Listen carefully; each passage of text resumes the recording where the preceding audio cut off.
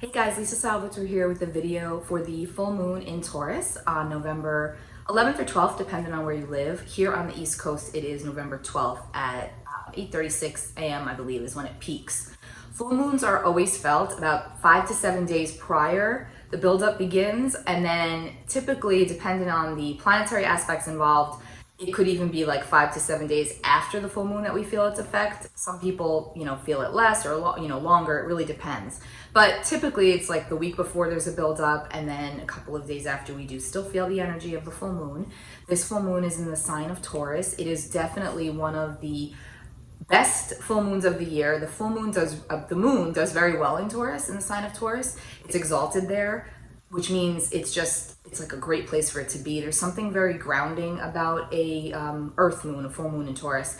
And because the sun is in Scorpio right now, the sun and moon are in opposition to each other, which is what happens when we have a full moon. The sun in Scorpio is opposite this moon in Taurus. Scorpio and Taurus are both fixed signs. So there is a very cemented type of an energy that's happening right now for everybody. So it's almost like there's this feeling of just being able to really feel deeply, because it's Scorpio and it's the heart. Scorpio is like a very intense water sign. So it's about feeling really deeply, about thinking really deeply where we are right now, where we've been, where we're going, how we're feeling, and then emotionally using that fuel to get to where we need to be in a very grounded and positive way, because that's Taurus. So also, this moon is making an opposition to Mercury retrograde, which is in Scorpio.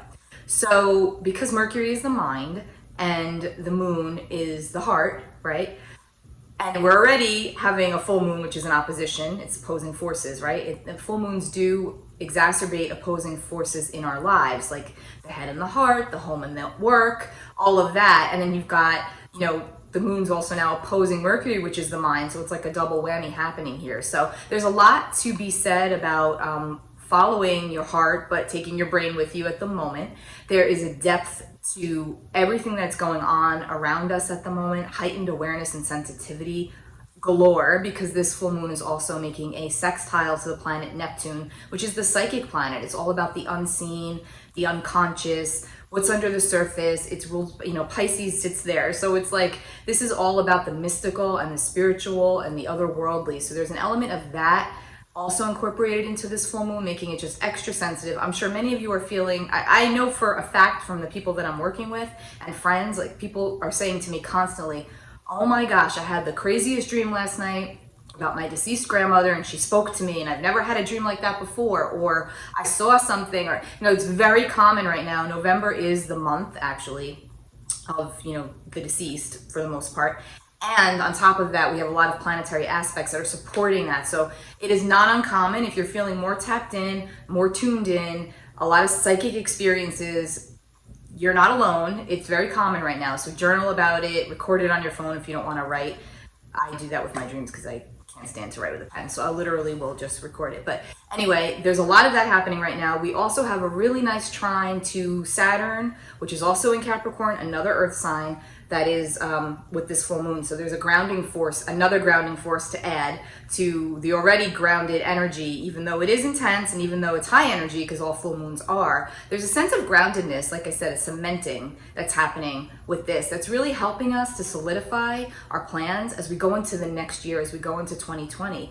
2019 has really been all about leveling up for everybody. So there's been this element of like dropping baggage, or finding ways, or even recognizing where baggage may need to be dropped, finding ways to level up. So it's about, mind, body, soul, getting rid of what's not working for you anymore, making plans for the future, to have things be brought to fruition. Everything that you want is like within reach, and we're all starting to see that.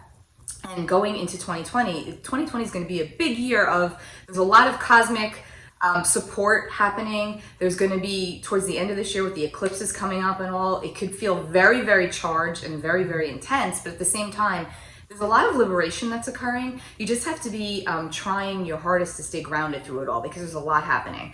So, but back to the full moon. It's trining Saturn, it's opposing Mercury retrograde, so it's the head and the heart. We've also got Pluto is also trining this full moon, which Pluto is Scorpio's ruling planet and the sun is in Scorpio. So again, there's like just this level of intensity, but it's really awesome because it's allowing us to go deep and truly feel and see things on a much deeper level, with a much deeper level of awareness than we've been able to do for quite some time.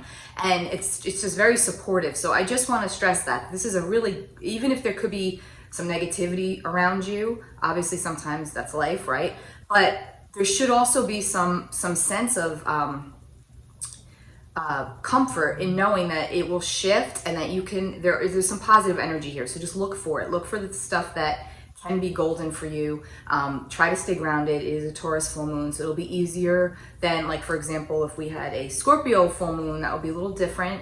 With a Taurus full moon, we're able to be a little more grounded. Even though the sun is in Scorpio, it actually is supportive there. So this is going to be a really great time to make plans, release what's not serving you, at least make plans to release what's no longer serving you in the form of, projects, people, situations, relationships, everything.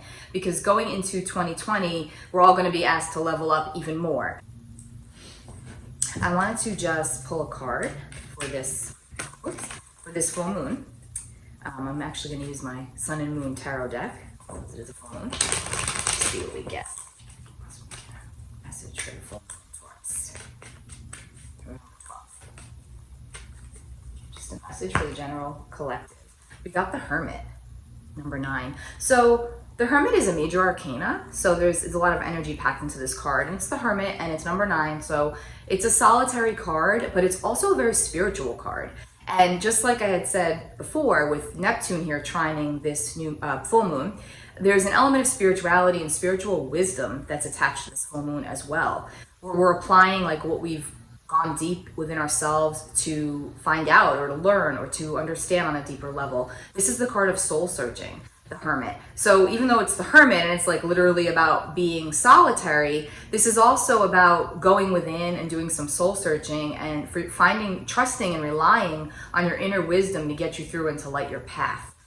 That's what this card is all about, and that's what this time is all about. So this is definitely a time that you also want to call on your ancestors that have passed on before you for some help. They're more than ready and willing to listen, right? This is a time of spiritual enlightenment. If you have always wanted to read more books about, the afterlife or energy or, whatever it is, astrology, tarot, this is a really good time to do that because the energy is supporting it, and it will help you really, and it'll help give you answers too about your own path and give you some guidance if you're feeling stuck or lost or whatever the case may be. I feel like this full moon is going to be very enlightening in a lot of ways.